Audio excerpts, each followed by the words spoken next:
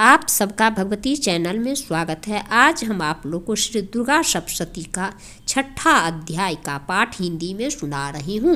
धूम्रलोचन वध।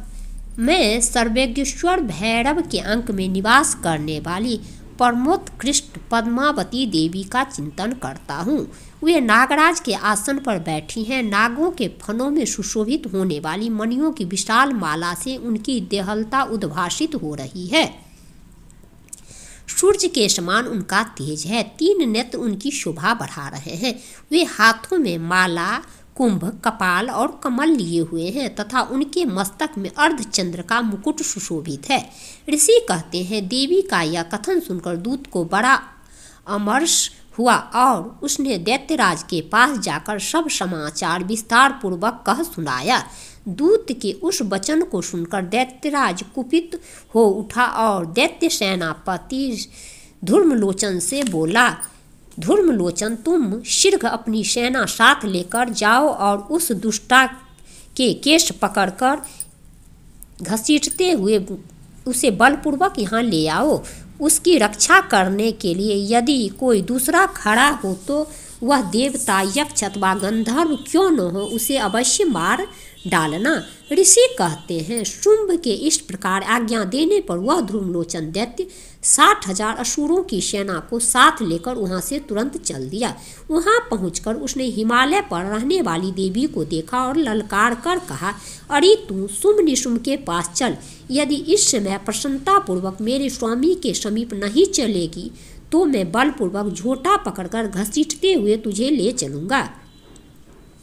देवी बोली, तुम्हें दैत्यों के राजा ने भेजा है। तुम स्वयं भी बलवान हो और तुम्हारे साथ विशाल सेना भी है। ऐसी दशा में यदि मुझे बलपूर्वक ले चलोगे तो मैं तुम्हारा क्या कर सकती। ऋषि कहते हैं, देवी के यूं कहने पर असुर धूम्रलोचन उनकी ओर दौड़ा। तब अंबिका ने हुंग शब्द के उच्चारण मात्र से उसे भस्म कर दिया। फिर तो क्रोध में भरी हुई दैत्यों की विशाल सेना और अंबिका ने एक दूसरे पर तीखे सायकों, शक्तियों और फरसों की वर्षा आरंभ की। इतने में ही देवी का वाहन सिंह क्रोध में भरकर भयंकर गर्जना करके गर्दन को बालों को हिलाता हुआ असुरों की सेना में कूद पड़ा। उसने कुछ दैत्यों को पंजों की मार से, कितनों को अपने जबड़ों से और कितने ही महादैत्यों को पटक कर ओठ की दाढ़ों से घायल करके मार डाला। उस सिंह ने अपने नखों से कितनों के पेट फाड़ डाले और थप्पड़ मारकर कितनों के सिर धड़ से अलग कर दिए।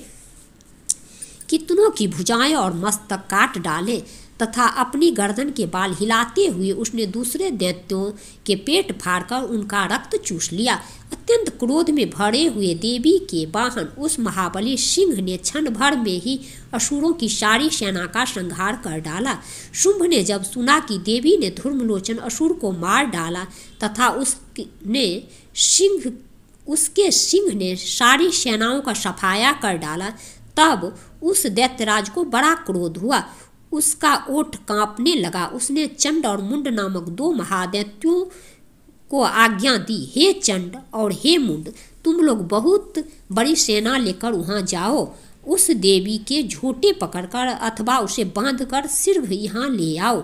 यदि इस प्रकार उसको लाने में संदेह हो तो युद्ध में सब प्रकार से अस्त्र शस्त्रों तथा समस्त आसुरी सेना का प्रयोग करके उसकी हत्या कर डालना।